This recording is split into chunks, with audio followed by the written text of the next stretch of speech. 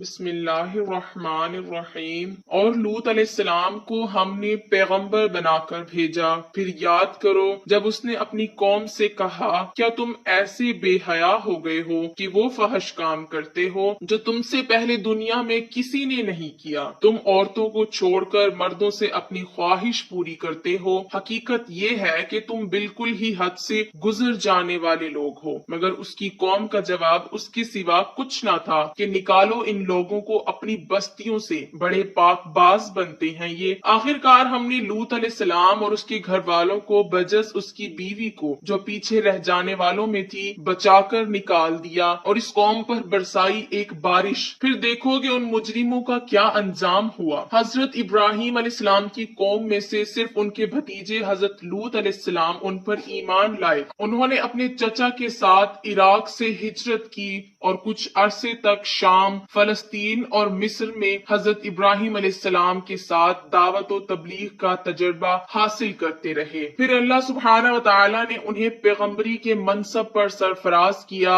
اور لوط علیہ السلام کو ہم نے حکم اور علم بخشا، اور وہ قوم صدوم کی اصلاح پر مامور ہوئے۔ حضرت لوط علیہ السلام جب یہاں پہنچے تو جوان تھے، اور جب اس قوم پر عذاب آیا تو ان کی اولاد جوان ہو چکی تھی۔ حضرت لوط علیہ السلام کی یہاں آمد اہل صدوم کے لیے خوش بختی کا ذریعہ تھی کہ وہ ان کی دعوت و اصلاح قبول کرتے اور اخلاقی طور پر سربلند ہوتے اور خوشحالی پاتے۔ ایسا محسوس ہوتا ہے کہ انہوں نے حضرت لوط علیہ السلام کی اپنے یہاں آمد کو خوش دلی سے قبول کیا، کیونکہ حضرت لوط علیہ السلام اعلیٰ اخلاق و کردار کے مالک تھے، اور اپنی بیٹی کی شادی کر کے انہیں اپنا داماد بھی بنا لیا۔ اس لیے قرآن انہیں قوم لوط علیہ السلام کہتا ہے۔ ان کے اس اچھے آغاز پر اللہ تعالیٰ نے انہیں خوشحالی عطا کی۔ یہود کی کتاب تلمود میں لکھا ہے کہ صدوم کے علاوہ ان کے 4 بڑے شہر اور بھی تھے، اور ان شہروں کے درمیان کا علاقہ ایسا گلزار بنا ہوا تھا کہ جہاں تک نگاہ جاتی تھی بس ایک باغ ہی باغ نظر آتا تھا، جس کے حسن و جمال کو دیکھ کر انسان مدہوش ہو جاتا تھا۔ لیکن حضرت لوط علیہ السلام ان پر جو اخلاقی پابندیاں لگاتے تھے وہ انہوں نے قبول نہ کی۔ قرآن مجید کے مطابق وہ پہلے سے بہت برے کام کر رہے تھے۔ وہ سمجھتے تھے کہ حضرت لوط علیہ السلام کی باتیں مان کر ان کی خوشحالی کو دوام حاصل نہ ہوگا، بلکہ وہ ماند پڑ جائے گی۔ سب سے پہلے انہوں نے غیر قوموں سے اپنے معاملات خراب کیے۔ تلمود میں لکھا ہے کہ ایک مرتبہ ایک الامی مسافر ان کے علاقے سے گزر رہا تھا، راستے میں شام ہو گئی اور اسے مجبوراً ان کے شہر صدوم میں ٹھہرنا پڑا۔ اس کے ساتھ مال تجارت اور اپنے کھانے پینے کا سامان تھا۔ کسی سے اس نے میزبانی کی درخواست نہ کی، بس ایک درخت کے نیچے اتر گیا، مگر ایک صدومی اصرار کے ساتھ اٹھا کر اسے اپنے گھر لے گیا۔ رات اسے اپنے ہاں رکھا اور صبح ہونے سے پہلے اس کا گدھا اس کے ذہن اور مال تجارت سمیت اڑا دیا۔ اس نے شور مچایا مگر کسی نے اس کی فریاد نہ سنی، بلکہ بستی کے لوگوں نے اس کا رہا سہا مال بھی لوٹ کر اسے نکال باہر کیا۔ اس طرح کے متعدد واقعات بیان کرنے کے بعد تلمود کے مصنف لکھتے ہیں کہ اپنی روزمرہ کی زندگی میں یہ لوگ سخت ظالم، دھوکے باز اور بد معاملہ تھے۔ کوئی مسافر ان کے علاقے سے بخیریت نہ گزر سکتا تھا، کوئی غریب ان کی بستیوں سے روٹی کا ایک ٹکڑا نہ پا سکتا تھا۔ بارہا ایسا ہوتا کہ باہر کا آدمی ان کے علاقے میں پہنچ کر فاقوں سے مر جاتا تھا، اور یہ اس کے کپڑے اتار کر اس کی لاش کو برہنہ دفن کر دیتے تھے۔ بیرونی تاجر اگر شامت کے مارے وہاں چلے جاتے تو برسر عام لوٹ لیے جاتے اور ان کی فریاد کو ٹھٹھوں میں اڑا دیا جاتا۔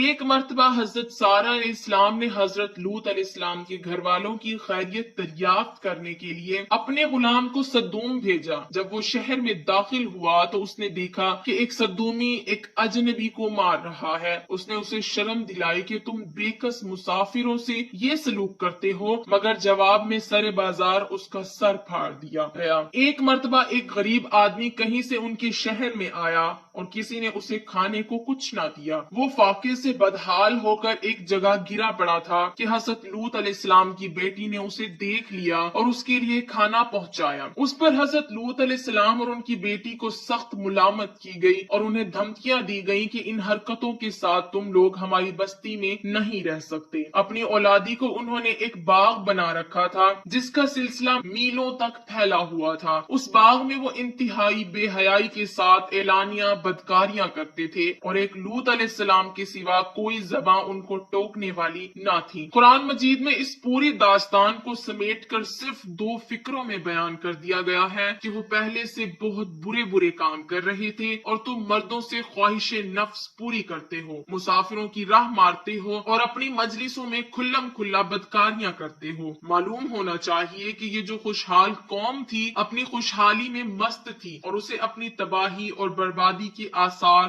دور دور تک نظر نہ آتے تھے، لیکن آج اس قوم کا نام و نشان تک دنیا میں نہیں۔ اب صرف بحر مردار ہی ایک یادگار باقی رہ گیا ہے جسے آج تک بحر لوط کہا جاتا ہے۔ حضرت لوط علیہ السلام نے ان سے سوال کیا، اور تمہاری بیویوں میں تمہارے رب نے تمہارے لیے جو کچھ پیدا کیا ہے اسے چھوڑ دیتے ہو؟ مطلب یہ کہ اس خواہش کو پورا کرنے کے لیے جو بیویاں خدا نے پیدا کی تھی انہیں چھوڑ کر تم غیر فطری ذریعے یعنی مردوں کا اس غرض کے لیے استعمال کرتے ہو۔ دوسرا مطلب یہ بھی ہو سکتا ہے کہ خود ان بیویوں کے اندر خدا نے اس خواہش کی تکمیل کا جو فطری راستہ رکھا تھا اسے چھوڑ کر تم غیر فطری راستہ اختیار کرتے ہو۔ اس دوسرے مطلب میں یہ اشارہ نکلتا ہے کہ وہ ظالم لوگ اپنی عورتوں سے بھی خلاف فطرت فعل کا ارتکاب کرتے تھے، اور یہ بھی ہو سکتا ہے کہ وہ نادان اپنی خوشحالی کے ماند پڑنے یا ختم ہو جانے کے خوف سے آبادی کو بڑھنے سے روکنے کے لیے یہ حرکت کرتے ہوں۔ یہ اس قوم کا سب سے بڑا جرم تھا جس کی وجہ سے خدا کا عذاب ان پر نازل ہوا۔ اس کے ارتکاب سے تو بدکردار انسان کبھی باز نہیں آئے، لیکن یہ قوم اعلانیہ اس کے ارتکاب کرتی تھی اور اسے کوئی قابل شرم کام نہیں مانتی تھی۔ آج مغرب میں انسانی آزادی کے نام پر اس کی اجازت دی جاتی ہے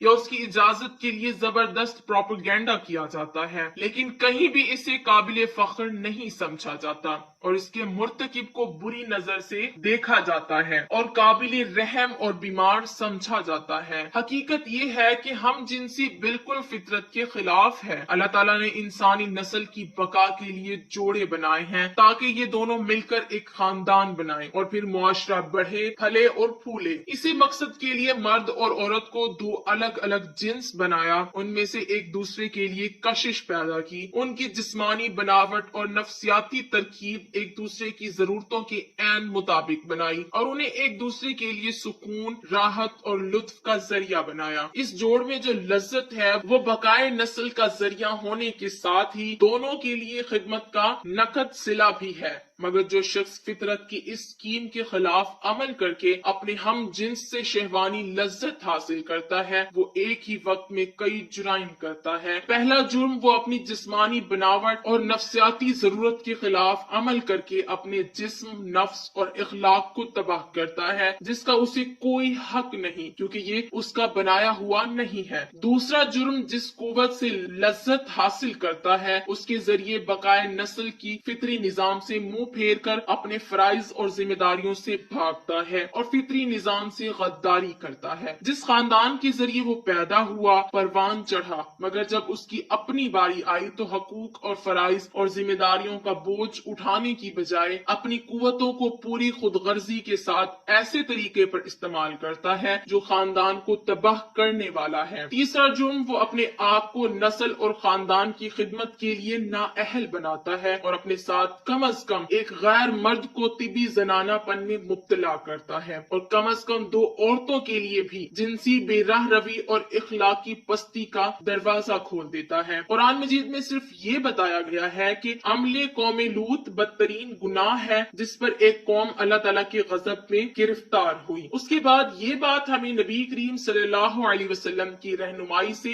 معلوم ہوئی کہ یہ ایک ایسا جرم ہے جس سے معاشرے کو پاک رکھنے کی کوشش کرنا حکومت اسلامی کے فرائض میں سے ہے، لیکن چونکہ نبی کریم صلی اللہ علیہ وسلم کے زمانے میں ایسا کوئی مقدمہ پیش نہیں نہیں ہوا، اسی لیے قطعی طور پر یہ بات متعین نہ ہو سکی کہ اس کی سزا کس طرح دی جائے۔ بعض فقہا اس جرم پر وہی سزا تجویز کرتے ہیں جو زنا کی سزا ہے، یعنی غیر شادی شدہ کو 100 کوڑے مارے جائیں گے اور جلا وطن کر دیا جائے گا، اور شادی شدہ کو رجم کیا جائے گا۔ امام ابو حنیفہ رحمۃ اللہ علیہ کی رائے میں اس پر کوئی حد مقرر نہیں ہے، بلکہ یہ فعل قانون سازی کا مستحق ہے۔ جیسے حالات و ضروریات ہوں ان کے لحاظ سے کوئی عبرتناک سزا اس پر دی جا سکتی